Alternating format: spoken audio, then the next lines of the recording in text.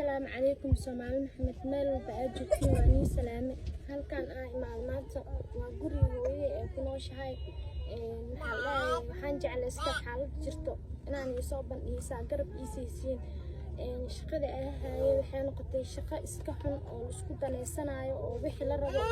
sameel uu dhahay daadididna oo ahaay shaqada waaye shaqada kamid ah qabanaynin go out uu dhahayo ani midaas uu dhacday markii Nairobi aaday anoo dabaalnay markasta Xasan Toob oo inuu dabaaliga duuba darka uu dhagay Xasan Toob iga dhaafa dhahay hoodiida shaqada kamid tahay oo dhahay hooyadii oo soo wacay gabadhaada inay shaqaysto way diidan tahay oo dhahay hooyadii la soo hadashay aan warkeed waa qaatay wixii Soomaali dhawaasmay yani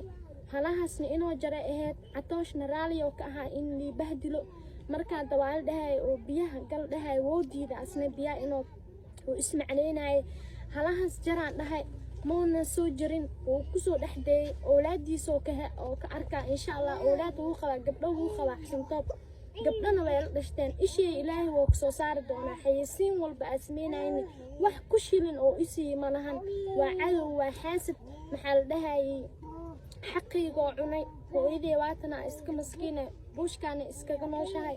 bishii waxa ku shaqeyn jiray $100 bis $100 ani hatta ku shilay igama soo hareynin waalidka $80 siinaa $20 saar aniga ka sacaano oo gadanay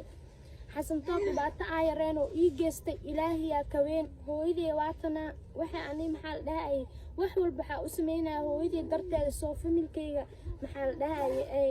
ilmaheena waxay cunaan ee u helaan wax walba maanta adduunka qaali oo noqday anina waa awoodi waayay intaas ka badan haddana shaqadii maxal dhahay $100 ee hadda bahdilaadaas ay bilaabeen waa iskaga soo baxay oo waa ka soo dhamaaday shaqadiina Marbiyan dhahay sidaas aaga soo dhamaaday shaqada hooyadeena waa tanaada saxaabta soo dhawaada waxaa idinka codsanayaa gabadhayda aflagaadada baraha bulshada laga wareejinayo masabo ka socoto inay wax raalli ka ahayn ay ahayn waxaa waaye ninaa ku danaysanay ninaa ku shaqaysanay waxay taqaana ma laha meelay ka bixaysa ma laha intaas waxay wax u samaynaysaa ma walaalaha ay maanta waxay aheedeen wixii u baahan yihiin adu awoodaa laakiin shaqadii waxay noqotay mid bahdilaad ah waxaan ka codsanayaa ummadda Soomaaliyeed oo aflagaadeynayso oo wax walba ku samaynayso oo dhaysa saan waa kan waa dhays aflagaadada inay iiga joojiyaan aan ka codsanayaa danta iyo daruufta